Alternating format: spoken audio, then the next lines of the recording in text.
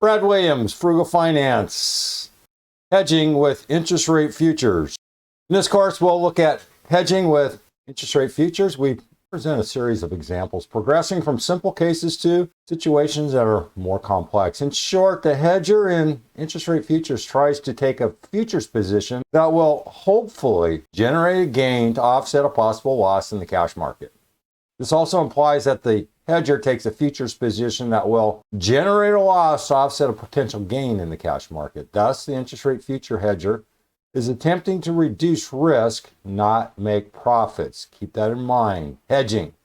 A long hedge example, portfolio manager learns on December 15th that he will have $970,000 to invest in 90-day T-bill 6 months from now. Current yields on T-bills stand at 12%, and the yield curve is flat. The forward rates are all 12% as well. Just go with it. The manager finds the 12% rate attractive and decides to lock in by going long in a T-bill futures contract maturing on June 15th, exactly when the funds come available for investment. As Table 513 shows, the manager anticipates the cash position on December 15th and buys one T-bill futures contract to hedge the risk that yields, not price, yields might fall before the funds are available for investment on June 15th. With the current yield and, more importantly, the forward rate on T-bills of 12%, the portfolio manager expects to be able to buy $1 million face value of T-bills because here you're investing in the instrument. Going long means long on price. Keep in mind here, forwards might be a little bit different, not interest rate. Going long means going long on price, not interest rate. So if the instrument price moves higher, interest rates move lower. That can be a little confusing. That inverse relationship between price and interest rates. Price and yield. Spot price versus yield. Keep that in mind. Portfolio manager learns he will receive $970,000 in 6 months to invest in T-bills.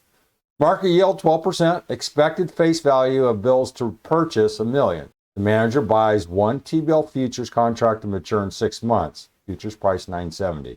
June 15th, manager receives $970. Market yield 10%. $1 million face value of T-bills now cost $975. Loss equals $5,000. Manager sells one T-bill futures contract maturing immediately. Future yield 10%. Future price $975. Profit $5,000. Net wealth 0.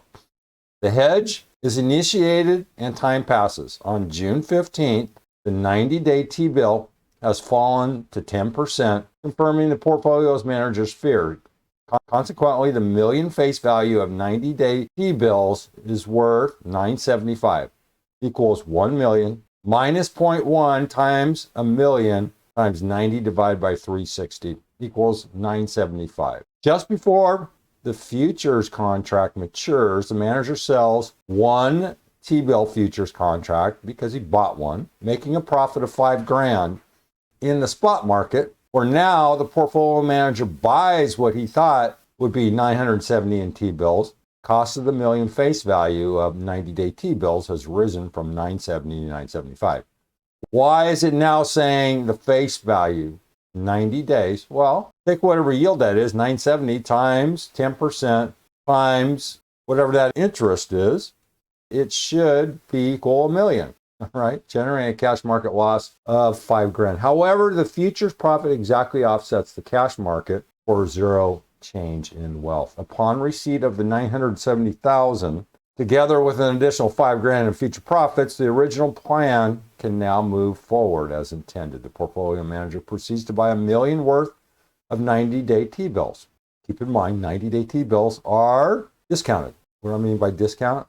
They 0 coupons, okay? You're going to buy the $970 and the interest will grow over time and at maturity, it'll be $1 million.